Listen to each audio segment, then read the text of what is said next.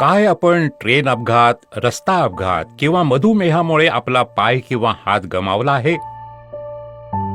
काय आपण जन्मापासून विकलांग आहात? जर होय,